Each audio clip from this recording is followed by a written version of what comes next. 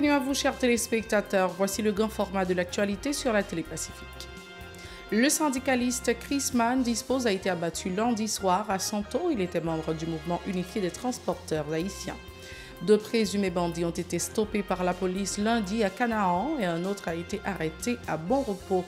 Les prix des produits ne cessent de s'apprécier sur le marché local. L'indice général des prix à la consommation IPC du mois de février dernier tourne autour de 25%. La Fédération protestante d'Haïti appelle les acteurs à cultiver le pardon à l'occasion de la période pascale en vue de trouver une issue favorable à la crise. Nouveau sitting du collectif des éducateurs pour le renouveau de l'éducation en Haïti à Musso mardi pour exiger le reste des montants dans le cadre du PSUGO. Le gouvernement et ses partenaires dont la BID et la Banque mondiale ont officiellement lancé mardi la conférence internationale sur le financement des risques liés aux catastrophes en Haïti. Et puis à l'étranger, à New York, au moins 16 personnes ont été blessées mardi suite à des tirs dans le métro. Cette attaque ne fait pas l'objet d'une enquête pour acte de terrorisme selon la police. Restez branchés, à détail, c'est tout de suite. Si vous jugez que cette vidéo est intéressante, n'hésitez pas à liker et partager la vidéo. Et surtout, n'oubliez pas de vous abonner à cette chaîne et activer la cloche de notification pour ne pas louper aucune de nos vidéos. Si vous nous rejoignez maintenant, vous êtes sur la Télé Pacifique, vous suivez Info Pacifique, le développement. Des individus ont assassiné par balle le syndicaliste Chris Mann Dispose lundi soir alors qu'il regagnait sa résidence à Santo dans la commune de la Croix-des-Bouquets. Il se trouvait dans son véhicule quand il a été attaqué par les malfrats. Les agents de l'ordre ont stoppé 2 individus lundi à Canaan. Il s'agit du dénommé Julien alias Tibos et Belchef, ainsi connu, spécialisé dans les cas de vol.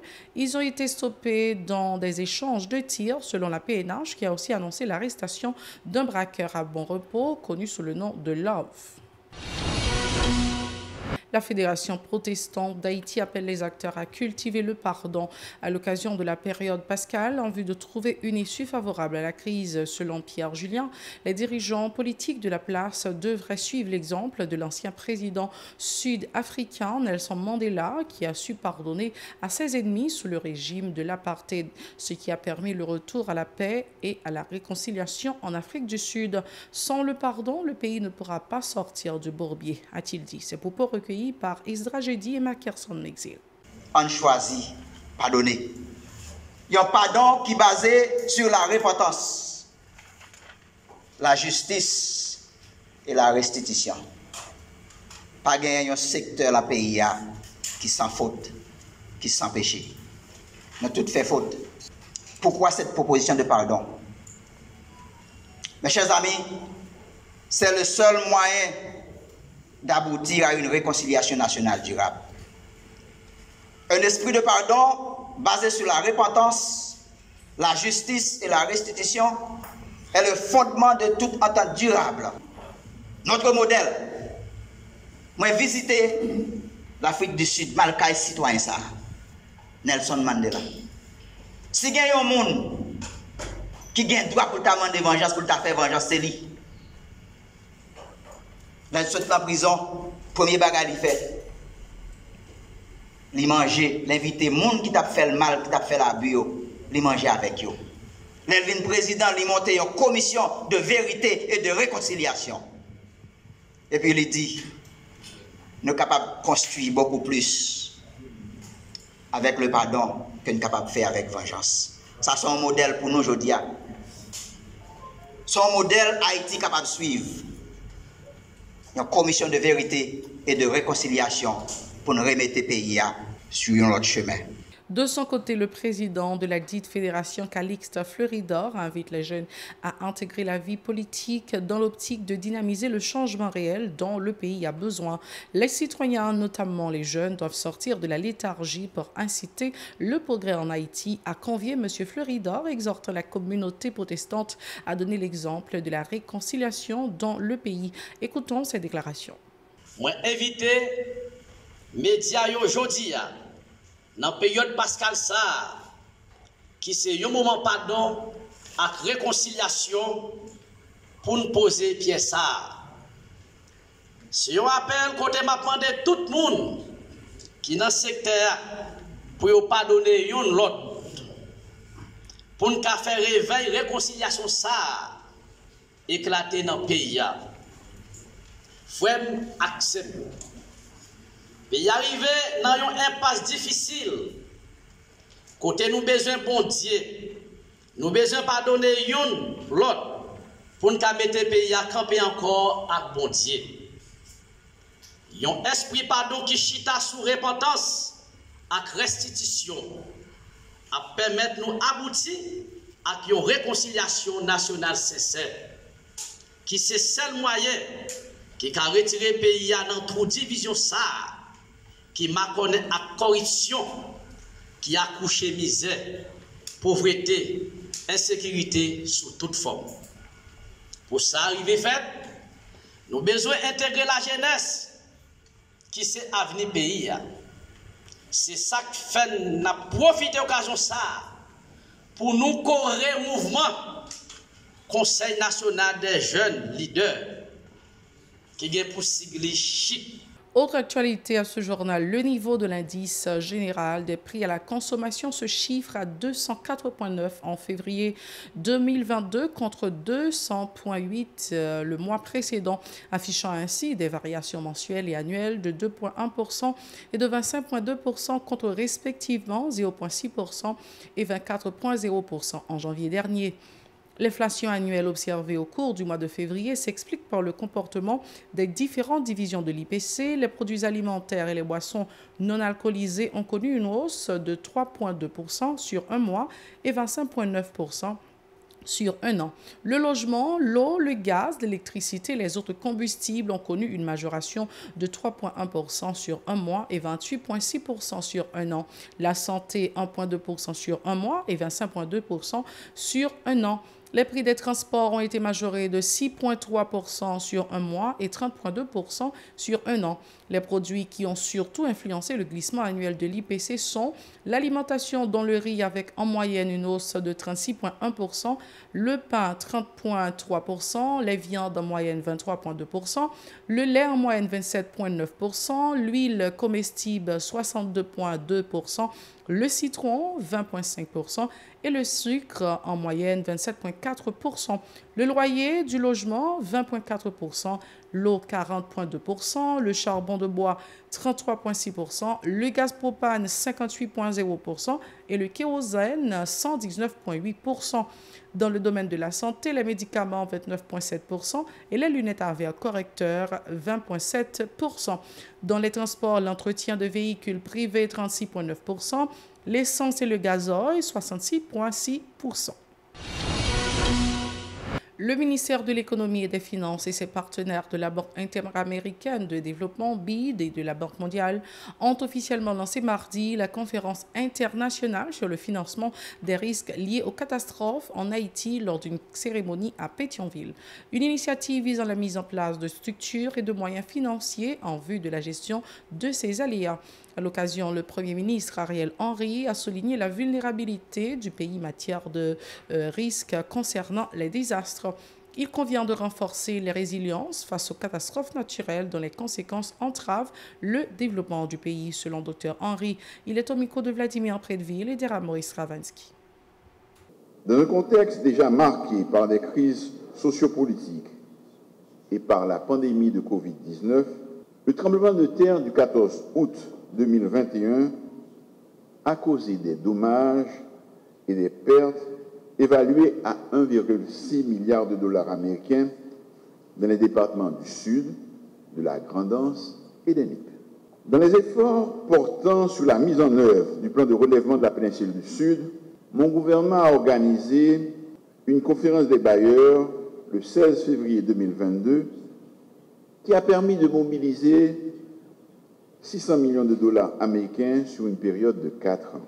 C'est le moment de remercier l'ensemble des pays amis et les institutions financières internationales partenaires pour leur appui constant à Haïti. Le caractère récurrent de ces chocs nous rappelle que le renforcement de la résilience face aux catastrophes et aux chocs climatiques est un impératif pour notre pays. Durant ces dernières années, des progrès notables ont été réalisés en matière de renforcement du cadre et de la gouvernance de la gestion des risques et désastres. À titre d'illustration, on peut citer l'adoption du décret du 15 juin 2020 portant création et organisation du système national de gestion des risques et désastres, qui définit clairement les responsabilités des institutions publiques et privées dans le système national de préparation et de réponse aux chocs naturels, et l'adoption en 2020 du plan national de gestion des risques et désastres pour la période 2019-2030, regroupant tous les acteurs publics et privés nationaux dans un cadre multisectoriel de façon à faciliter l'intégration de la gestion des risques de désastres dans le processus national de planification du développement et en particulier dans les politiques publiques de lutte contre la pauvreté et l'exclusion sociale. Plus loin, le chef du gouvernement déclare que les chocs provoqués par les catastrophes naturelles ont contribué à l'accroissement de la pauvreté dans plusieurs pays à travers le monde. Il s'est engagé à renforcer la politique nationale de protection et de promotion sociale afin de mieux préparer les gens à affronter les aléas climatiques. Selon les chiffres fournis par Ariel Henry, 110 catastrophes naturelles ont été dénombrées en Haïti de 1972 à 2022. On l'écoute.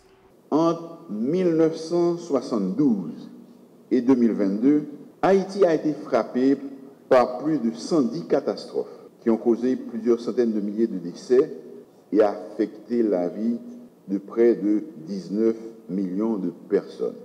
Les chocs naturels augmentent la pauvreté et réduisent le capital humain. En ce sens, la politique nationale de promotion et de protection sociale adoptée en 2020 constitue le socle des interventions du gouvernement pour protéger les populations pauvres et vulnérables contre les chocs climatiques et préserver le capital humain. Ainsi, mon gouvernement s'est engagé à intensifier l'opérationnalisation de la politique nationale de protection et de promotion sociale. Il faut maintenant consolider les acquis et renforcer les capacités financières de l'État afin de prendre des décisions appropriées de manière à atténuer l'impact socio-économique, budgétaire et financier des catastrophes naturelles. La réponse passe par un effort commun, tant au niveau national qu'international, en vue de renforcer les capacités nationales de préparation aux crises à travers des politiques publiques efficaces et des mesures pratiques pour la réduction de la vulnérabilité des communautés et la protection de leurs moyens de subsistance, mais aussi pour une amélioration de la résilience financière du gouvernement en vue de réduire l'incertitude financière causée par les catastrophes. Pour sa part, le titulaire du ministère Économie et des Finances, Michel Patrick Boisvert, a mis l'accent sur la nécessité des préventions pour limiter les impacts des désastres naturels. Il charrie le plus souvent de graves conséquences économiques et sociales, a rappelé le ministre Boisvert au micro de Vladimir Predville et d'Eramo Extravenski. Face à l'exposition accrue à ces risques majeurs et avec des marges de manœuvre budgétaires de plus en plus limitées, nous sommes obligés d'effectuer des arbitrages en faveur d'une politique de gestion des risques plus structurée et en même temps plus préventive et plus inclusive. Il s'agit pour nous de mener une stratégie intégrée de gestion des risques afin de créer les conditions de résilience accrue et de mitiger les conséquences économiques et sociales de ces chocs.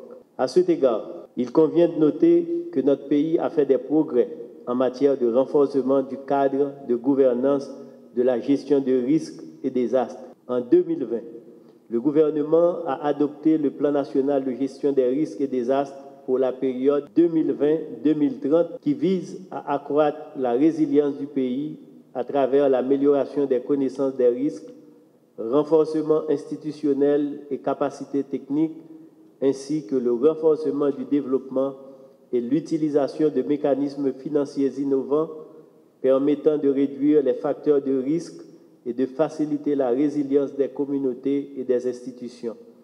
Nous tenons à ce carrefour précis à saluer les efforts de la Banque mondiale, de la Banque interaméricaine de développement et la Banque caribéenne de développement qui nous accompagnent dans la finalisation de notre stratégie de financement des risques de désastre. L'objectif poursuivi à travers cette stratégie est de réduire l'incertitude financière causée par les désastres et d'intégrer la gestion des risques de catastrophe dans la planification budgétaire du pays. C'est sur cette note que nous mettons une fin à ce journal. Merci d'avoir été des nôtres. Au revoir, à la prochaine.